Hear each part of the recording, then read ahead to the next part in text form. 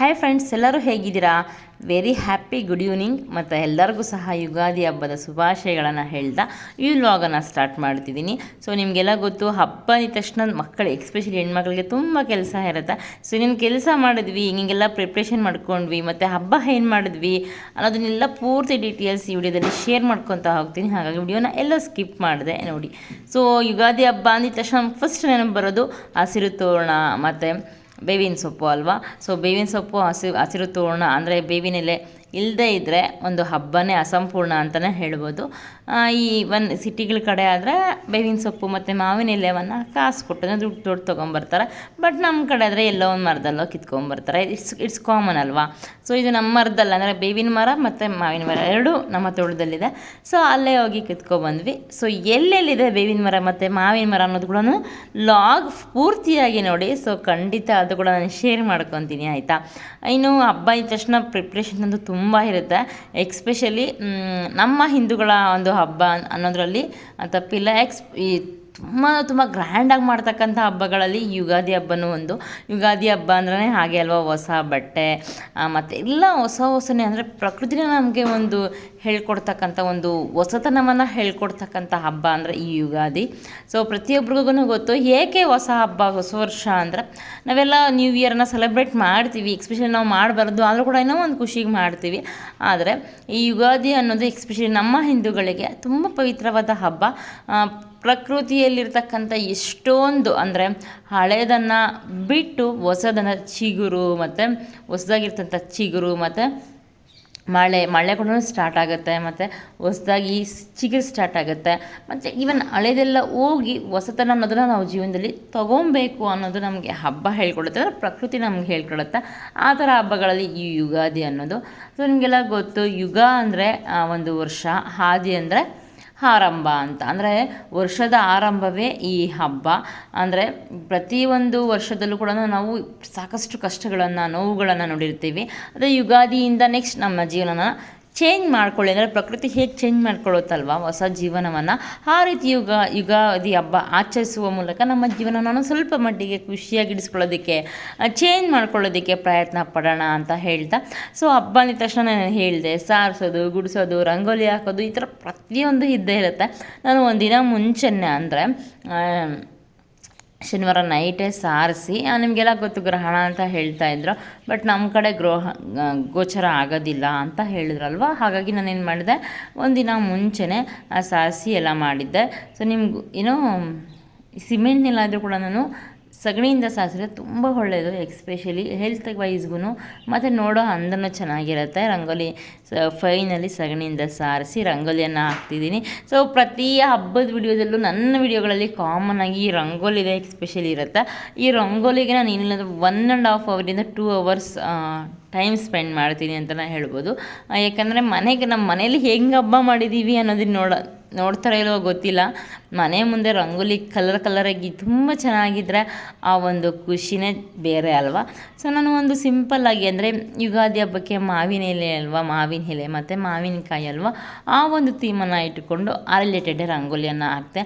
ನೆನಪಿರಲಿ, ಈ ರಂಗೋಲಿ ಬಂದು ನಾನು ಓನಾಗಿ ಹಾಕಿದ್ದು. ಸೊ ತುಂಬ ಸರ್ಚ್ ಮಾಡಿದೆ ಯೂಟ್ಯೂಬಲ್ಲಿ ಯಾವ ಥರ ರಂಗೋಲಿ ಹಾಕೋಣ ಅಂತ. ಬಟ್ ನನಗೆ ಯಾವುದೂ ಇಷ್ಟನೇ ಆಗಲಿಲ್ಲ. ಫೈನಲಿ ನಾನೇ ಒಂದು ರಂಗೋಲಿ ಹಾಕೋಣ ಅಂತ ಡಿಸೈಡ್ ಮಾಡಿ ರಂಗೋಲಿಯನ್ನು ಹಾಕಿದ್ದೀನಿ. ಸೊ ನೀವು ಹೇಳಿ ರಂಗೋಲಿ ಹೇಗಿತ್ತು ಅಂತ ನನಗೆ ಕಾಮೆಂಟ್ ಮಾಡಿ ತಿಳಿಸಿ. ಸೊ ನಾನು ಫಸ್ಟ್ ಹಾಕಿದಾಗ ಅಂದ್ಕೊಂಡೆ, ಏನು ರಂಗೋಲಿ ಒಂಚೂರು ಚೆನ್ನಾಗಿಲ್ಲ, ಚೆನ್ನಾಗಿ ಬರುತ್ತೋ ಇಲ್ವೋ, ಮತ್ತೆ ಅಳಿಸಿ ಹಾಕಿದ್ರೆ ರಂಗೋಲಿ ಹೀಗಿರುತ್ತೆ ಅನ್ನೋ ಒಂದು ಮೆಂಟಾಲಿಟಿಯಿಂದನೇ ರಂಗೋಲಿ ಹಾಕಿದೆ. ಸೊ ಸೀರಿಯಸ್ಲಿ ಹೇಳ್ತೀನಿ, ಫೈನಲಿ ರಂಗೋಲಿ ಮಾತ್ರ ತುಂಬ ಚೆನ್ನಾಗಿತ್ತು. ಪ್ರತಿ ಸಲ ರಂಗೋಲಿ ಹಾಕ್ಬೇಕಾದ್ರೆ ನನ್ನ ಮಕ್ಕಳು ಇದ್ದಿರ್ತಾರೆ, ಅವ್ರಿಗೋಸ್ಕರ ನಾನು ನೈಟೇ ಹಾಕ್ಬಿಡ್ತೀನಿ. ಯಾಕಂದರೆ ಮಾರ್ನಿಂಗ್ ಅವ್ರು ಬೇಗ ಇದ್ದೋಳಲ್ಲ, ಅವ್ರು ಕಲರಿಂಗ್ ಮಾಡಿಕೊಡ್ತಾರೆ ಅನ್ನೋ ಕಾರಣಕ್ಕೋಸ್ಕರ ಅವ್ರಿಗೋಸ್ಕರ ನಾನು ರಂಗೋಲಿಯನ್ನು ಬೇಗ, ಅಂದರೆ ನೈಟ್ ರೆಡಿ ಮಾಡಿ ಇಟ್ಕೊತೀನಿ ಅಂತಲೇ ಹೇಳ್ಬೋದು.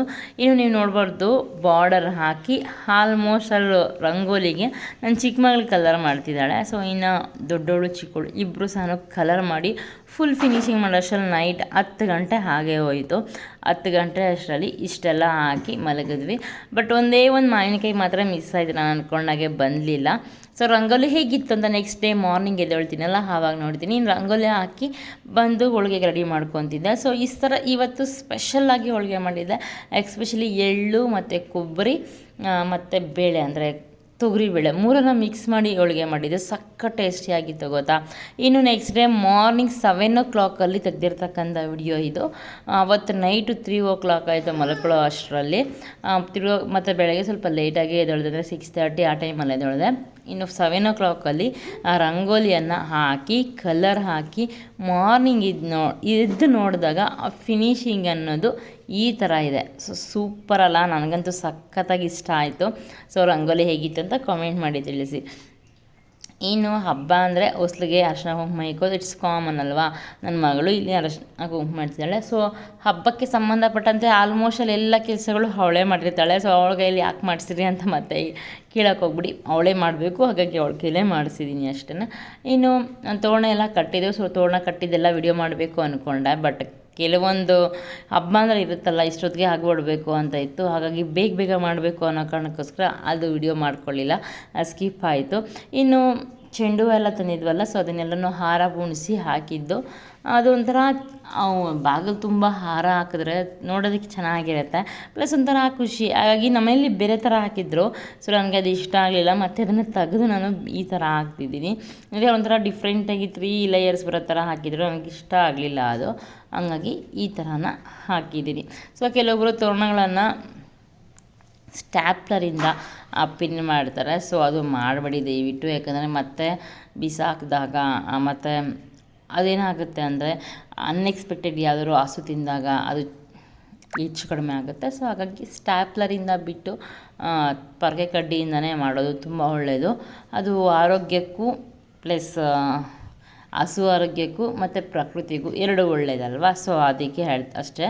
ಇನ್ನು ಪೂಜೆಗೆ ನಾನು ಬಿಫೋರ್ ನೈಟಾಗಿ ದೇವ್ರ ಮನೆಯಲ್ಲಿರ್ತಕ್ಕಂಥ ಎಲ್ಲವನ್ನು ತೆಗೆದು ನೀಟಾಗಿ ದೇವ್ರ ಮನೆ ಮತ್ತು ನೀಟಾಗಿ ಕ್ಲೀನ್ ಮಾಡಿ, ಗೋಡೆ ಎಲ್ಲ ಕ್ಲೀನ್ ಮಾಡಿ, ಮತ್ತು ಕಳಶ ಎಲ್ಲ ಉಜ್ಜಿ ನೀಟಾಗಿ ಆರ್ಗನೈಸ್ ಮಾಡಿ ಇಟ್ಟಿದ್ದೆ. ಹಾಗಾಗಿ ನನ್ನ ಮಗಳಿಗೆ ಇಲ್ಲಿ ಈಸಿ ಆಯಿತು. ಇನ್ನು ರಂಗೋಲಿ ಹೊಸ್ಲಿಗೆ ಸೊ ಅರಿಶಿನ ಕುಂಕುಮ ಎಲ್ಲ ಆಲ್ರೆಡಿ ಅವಳೇ ಇಟ್ಟಿದ್ರು.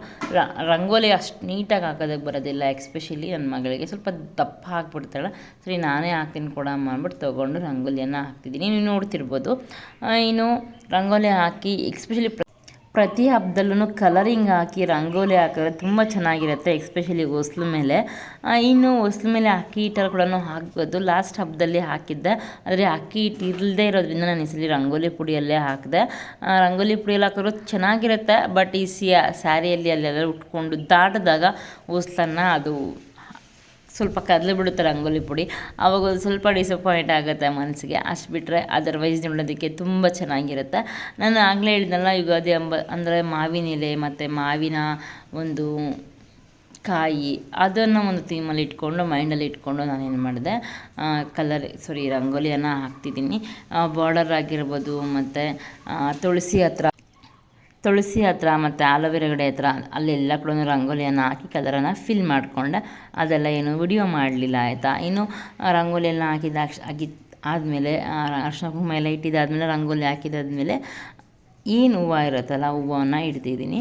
ಆ ಹೂವನ್ನು ಇಟ್ಟು ರಂಗೋಲಿ ಕಲರ್ಸ್ ಎಲ್ಲ ಹಾಕಿದಾದ್ಮೇಲೆ ಫೈನಲ್ ಲುಕ್ ಅನ್ನೋದು ಈ ರೀತಿ ಇದೆ, ನೋಡ್ಬೋದಲ್ವಾ. ಚೆನ್ನಾಗಿದೆ. 2 ಮಾವಿನಕಾಯಿ, ಅದಕ್ಕೊಂದು ಎಲೆ, ಸೆಂಟ್ರಲ್ಲಿ ಒಂದು ಲೋಟಸ್ ಹೂವನ್ನು ಬಿಡಿಸಿದ್ದೀನಿ ಅಷ್ಟೇ. ಸೊ ಫುಲ್ಲು ಬಿಡಿಸ್ತಿಲ್ಲ, ಯಾಕೆ ಅಂದರೆ ಬಿಡಿಸೋ ಇಷ್ಟ ಅಂತೂ ಇತ್ತು, ಬಟ್ ಕೆದರಿ ಬಿಡುತ್ತೆ ಅದು. ಸೊ ಹಾಗಾಗಿ ನಾನು ಇಷ್ಟು ಮಾತ್ರ ಬಿಡಿಸಿದ್ದೀನಿ. ಸೊ ಇದಕ್ಕೆ ಕಲರಿಂಗ್ ನಾನು ಚಿಕ್ಕ ಮಗಳು ಮಾಡಿದ್ದು. ಸೊ ನೀವು ನೋಡ್ತಿದ್ದೀರಲ್ಲ, ಇದಕ್ಕೆ ಕಲರಿಂಗ್ ಚಿಕ್ಕ ಮಗಳು ಮಾಡಿದ್ದೆ. ಇನ್ನು ಫೈನಲಿ ದೀಪ ನಮ್ಮ ಮಾವ ಹಚ್ತಿದ್ದಾರೆ, ನೀವು ನೋಡ್ತಿರ್ಬೋದು. ದೀಪವನ್ನು ಹಚ್ಚಿ ನೈವೇದ್ಯಕ್ಕೆಲ್ಲ ಇಟ್ಟು ದೀಪ ಹಚ್ಚಿ ಫೈನಲಿ ಪೂಜೆ ಅಂತೂ ಮುಗಿಸಿದ್ದಾಯಿತು. ಪೂಜೆ ಮುಗಿಸಿದಾದ್ಮೇಲೆ ಏನು ಮಾಡಿದ್ವಿ ಮತ್ತು ಎಲ್ಲಿಗೆ ಹೋಗಿದ್ವಿ ಅನ್ನೋದು ಕೂಡ ಈ ಲಾಗಲ್ಲಿರುತ್ತೆ. ಸೊ ಈ ಒಂದು ಲಾಗಲ್ಲಿ ಏನಿರಲ್ಲ ಅಂದರೆ ಹೊಸ ಬಟ್ಟೆ ಅಂತ ಹಾಕ್ಕೊಂಡು ಪೂಜೆ ಮಾಡಲಿಲ್ಲ, ಯಾಕಂದರೆ ನಾವು ಸ್ವಲ್ಪ ಸಮಾಧಿ ಹತ್ರ ಹೋಗಬೇಕಿತ್ತು. ಅಲ್ಲಿ ಹೋಗಿ ಬರೋ ಅಷ್ಟರಲ್ಲಿ ಟಯರ್ಡ್ ಆಗಿಬಿಡುತ್ತೆ.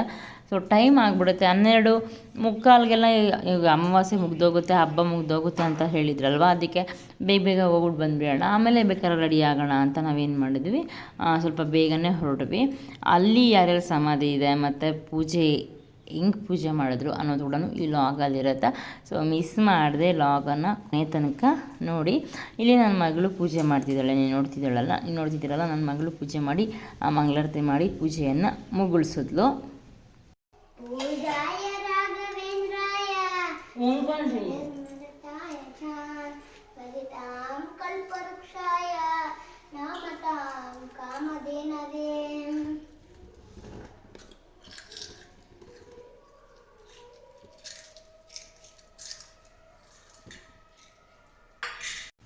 ದೈವ ಮನೆಯಲ್ಲಿ ನಾನು ಈ ಸಲ ಏನು ಡೆಕೋರೇಷನನ್ನು ಮಾಡಿಲ್ಲ, ಎಲ್ಲ ನನ್ನ ಮಗಳೇ ಮಾಡಿದ್ದು. ಸೊ ಹೇಗಿದೆ ಕಾಮೆಂಟ್ ಮಾಡಿ ತಿಳಿಸಿ. ಇನ್ನು ಅಲ್ಲಿ ತೋಟದ ಹತ್ರ ಹೋಗ್ಬೇಕಿತ್ತಲ್ವ, ಸಮಾಧಿ ಹತ್ರ. ಸೊ ನಾವು ನಮ್ಮ ಸಂಪ್ರದಾಯದಲ್ಲಿ ತೋಟದ ಹತ್ರ ಹೋದಾಗ ಪ್ರತಿ ವರ್ಷ ನಾವು ಹೇಗೆ ಹೊಸ ಬಟ್ಟೆನ ಹಾಕ್ಕೊತೀವೋ ಅದೇ ಥರ ನಮ್ಮ ಹಿರಿಯರು ಪಿತೃಗಳು ಅಂತ ಏನು ಕರಿತೀವಲ್ಲ, ಸೊ ಅವರು ಹಾಕ್ಕೊಳ್ಳಿ ಅನ್ನೋ ಒಂದು ನಂಬಿಕೆಯಿಂದ ಅವ್ರಿಗೂ ಸಹ ತೊಗೊಂಡೋಗಿ ನಾವು ಇಟ್ಬಿಟ್ಟು ಬರ್ತೀವಿ. ಸೊ ಪ್ರತಿ ವರ್ಷವೂ ಯುಗಾದಿ ಹಬ್ಬಕ್ಕೆ ಮಿಸ್ ಮಾಡೋದೇ ಇಲ್ಲ. ನಾವು ಪಿತೃಪಕ್ಷ ಅಂತ ಏನು ಕರಿತೀವಲ್ವ, ಅದು ಮಾಡಲ್ಲ. ಸೊ ಇದು ಮಾಡ್ತೀವಿ. ಸೊ ಪೂಜೆ ಮಾಡಿದ್ವಿ ಅನ್ನೋದು ಕೂಡ ಶೇರ್ ಮಾಡ್ಕೊತೀನಿ ಅಪ್ಕಮಿಂಗ್ ನೋಡಿ. ಇನ್ನು ನನ್ನ ಮಗಳು ಇಲ್ಲಿ ಅವಳು ವಿಡಿಯೋ ಮಾಡಿದ್ದಾಳೆ, ಇದು ನನಗೆ ಗೊತ್ತಿಲ್ಲ ಆ್ಯಕ್ಚುಲಿ. ಸೊ ರಂಗೋಲಿಯಿಂದ ಹಿಡಿದು ಪೂಜೆ ತನಕ ಹೇಗೆ ಹಬ್ಬ ಮಾಡಿದ್ವಿ ಅನ್ನೋದನ್ನು. ಸೊ ರಂಗೋಲಿಯಿಂದ ಇಲ್ಲಿ ಸ್ಟಾರ್ಟ್ ಮಾಡಿ ತೋರಣಗಳು, ಅಂದರೆ ತೋರಣ ಗೇಟ್ಗೆ ಒಂದು ತೋರಣವನ್ನು ಕಟ್ಟಿದ್ದೀವಿ ಜಸ್ಟ್ ಮನೆ ಮುಂದೆ. ರಂಗೋಲಿ ಸಲ ನೋಡಿ ಈ ಥರ ಹಾಗೆ ಫೈನಲ್ ಲುಕ್, ಅಂದರೆ ಹಬ್ಬದ ಫೈನಲ್ ಲುಕ್ ಅಂತಲೇ ಹೇಳ್ಬೋದು. ಇದು ಫೈನಲ್ ಲುಕ್ ಹೀಗಿದೆ ಆಯಿತಾ. ಇನ್ನೂ ಮೆಟ್ಲ ಮೇಲೆ ಹೋಗಿ ಹತ್ಬಿಟ್ಟು ಮೇಲೆ ರೂಮಲ್ಲಿ, ಅಂದರೆ ಮೇಲೆ ರೂಮ್ಗೆ ತೋರಣ ಕಟ್ಟಿರಲಿಲ್ಲ ಆ್ಯಕ್ಚುಲಿ, ಇದೇ ಫಸ್ಟ್ ಟೈಮು. ಸೊ ಅದಕ್ಕೆ ತೋರಣವನ್ನು ಕಟ್ಟಿರೋದಕ್ಕೆ ಹೇಗಿದೆ ಅಂತ ನಿಮಗೆ ತೋರಿಸಿದಾಳೆ ವಿಡಿಯೋದಲ್ಲಿ ನೋಡಿ ಆಯಿತಾ. ಇನ್ನು ಹೋಮ್ ಟೂರ್ ಮಾಡಬೇಕು. ಸೊ ಹೋಮ್ ಟೂರ್ಗೆ ಏನೇನೆಲ್ಲ ಸಿದ್ಧತೆಗಳು ಬೇಕು ಎಲ್ಲವನ್ನು ಮಾಡ್ಕೊಂಡಿದ್ದೀನಿ. So next upcoming home tour ಕೂಡ ಬರುತ್ತೆ. ಸೊ ಹೋಮ್ ಟೂರನ್ನು ತುಂಬ ಜನ ಕೇಳ್ತಿದ್ರು ನನ್ನ ಫ್ರೆಂಡ್ಸು ಮತ್ತು ಯೂಟ್ಯೂಬಲ್ಲಿ ಸಬ್ಸ್ಕ್ರೈಬರ್ಸು ಕೇಳ್ತಿದ್ದೀರ. ಖಂಡಿತ ಹೋಮ್ ಟೂರನ್ನು ನಾಳೆ ಆಗಿರ್ಬೋದು, ನಾಳೆ ಅಥವಾ ನಾಳಿದ್ದು 2 ದಿನದಲ್ಲಿ ಮಿಸ್ ಮಾಡಿದೆ. ಹೋಮ್ ಟೂರ್ ಅನ್ನೋದು ಬಂದೇ ಬರುತ್ತೆ. ಸೊ ಮಿಸ್ ಮಾಡ್ಕೊಬೇಡಿ ಆಯಿತಾ. ಇನ್ನು ನಮ್ಮ ತೋಟದ ಹತ್ರ ಮುನೇಶ್ವರ ದೇವಸ್ಥಾನ ಅಂತ ಇದೆ. ಇದು ಪ್ರತಿ ವರ್ಷ ಯುಗಾದಿ ಹಬ್ಬಕ್ಕೆ ಮತ್ತು ಬೇರೆ ಬೇರೆ ಹಬ್ಬಕ್ಕೆ ಎಲ್ಲ ಹೋಗಿ ಮಾಡ್ತೀವಿ. ಅಂದರೆ ನಮ್ಮ ಅಜ್ಜಿ ಇದ್ದಿದ್ರೆ ಪ್ರತಿ ಶುಕ್ರವಾರ ಹೋಗಿ ಮಾಡ್ಕೊಂಬರ್ತಿದ್ರು. ಬಟ್ ನಾನಂತೂ ಹೋಗೋದೇ ಇಲ್ಲ. ಆ ಒಂದು ಮೈಂಡ್ಸೆಟ್ ನನಗಿನ್ನೂ ಬಂದಿಲ್ಲ. ಮೇ ಬಿ ದೇವ್ರು ಕೊಟ್ಟರೆ ಮಾಡ್ತೀನಿ ಆಯಿತಾ. ಇನ್ನು ದೇವ್ರಿಗೂ ಸಹ ನೈವೇದ್ಯನ ಇಟ್ಟು, ಇದು ಯಾಕೆ ಇಲ್ಲಿ ದೇವಸ್ಥಾನ ಇಟ್ಟಿದೆ ಅಂದರೆ ಸುಮಾರು ಅನಾದಿ ಕಾಲದಿಂದಲೂ ಹಾಗೇ ಇದೆ. ನಮ್ಮ ಫ್ಯಾಮಿಲಿಯಲ್ಲಿ ಸ್ವಲ್ಪ ಹೆಚ್ಚು ಕಡಿಮೆ ಆಗಿದ್ದಾದಮೇಲೆ ಸ್ವಲ್ಪ ದೊಡ್ಡದಾಗಿ ಹೇಳಿ ಶಾಸ್ತ್ರ ತೋರಿಸಿ ಸ್ವಲ್ಪ ದೊಡ್ಡದಾಗಿ ಕಟ್ಟಿದ್ದಾರೆ. ಇನ್ನು ಸಮಾಧಿಗಳು, ಸೊ ಸಮಾಧಿ ಅಂತ ಬಂದರೆ ತುಂಬ ಡಿಸಪಾಯಿಂಟ್ ಆಗುತ್ತೆ, ಬೇಜಾರಾಗುತ್ತೆ, ನೋವಾಗುತ್ತೆ. ಯಾಕಂದರೆ ಇವತ್ತು ನಮ್ಮ ಫ್ಯಾಮಿಲಿಯಲ್ಲಿ 4 ಜನ ಇಲ್ಲ. ಇದ್ದಿದ್ರೆ ತುಂಬ ದೊಡ್ಡ ಫ್ಯಾಮಿಲಿ ಆಗ್ತಿತ್ತೇನೋ ಗೊತ್ತಿಲ್ಲ.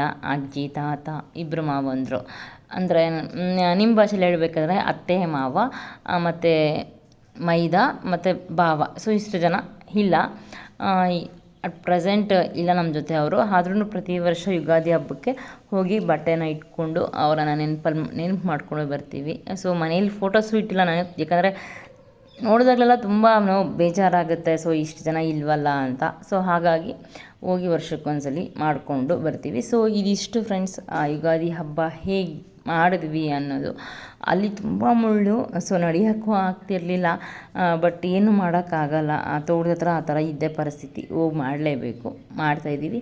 ಇನ್ನು ಎಲ್ಲ ಮಾಡಿದ ಆದಮೇಲೆ ಈ ಥರ ಇತ್ತು.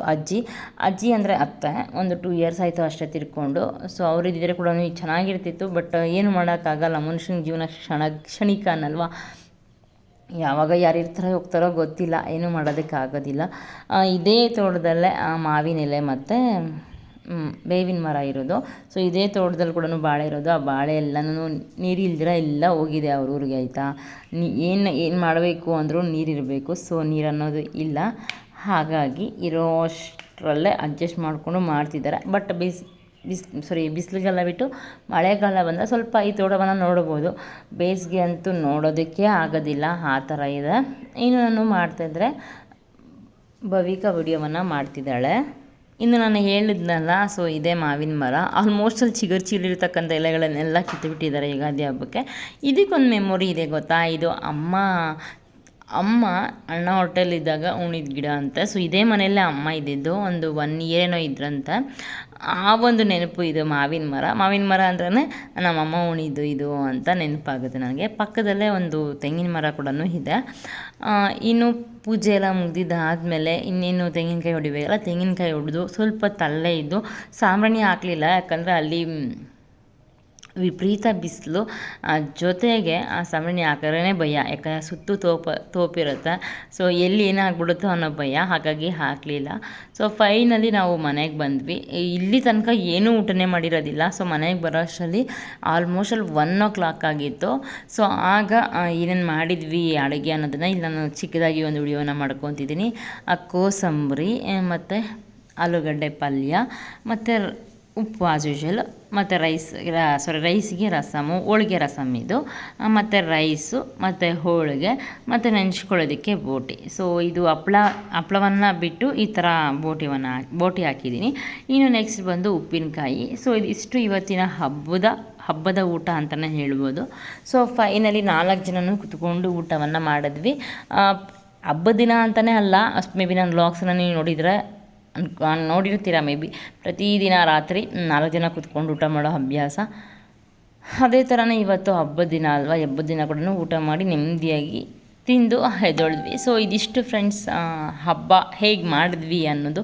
ಸೊ ಇದರಲ್ಲಿ ಸಾಕಷ್ಟು ಕ್ಲಿಪ್ಪಿಂಗ್ಸು ಮಿಸ್ ಆಗಿರೋದಕ್ಕೆ ರೀಸನ್ ಇಷ್ಟೇ. ಸೊ ಬೇಗ ಕೆಲಸ ಮಾಡಬೇಕಲ್ಲ, ವಿಡಿಯೋ ಮಾಡೋದಕ್ಕಾಗೋದಿಲ್ಲ ಅಂತ ಅಷ್ಟೇ. ಸೊ ಇದಿಷ್ಟು ಇವತ್ತಿನ ವಿಡಿಯೋ ಫ್ರೆಂಡ್ಸ್. ವಿಡಿಯೋ ಹೇಗಿತ್ತು ಅಂತ ತಪ್ಪದೆ ಕಾಮೆಂಟ್ ಮಾಡಿ ತಿಳಿಸಿ. ಹಾಗೆ ಯಾವ ವಿಡಿಯೋ ಬೇಕು ಅಂತ ಕೂಡ ನನಗೆ ಕಾಮೆಂಟ್ ಬಾಕ್ಸಲ್ಲಿ ಕಾಮೆಂಟ್ ಮಾಡಿ, ಆಯಿತಾ.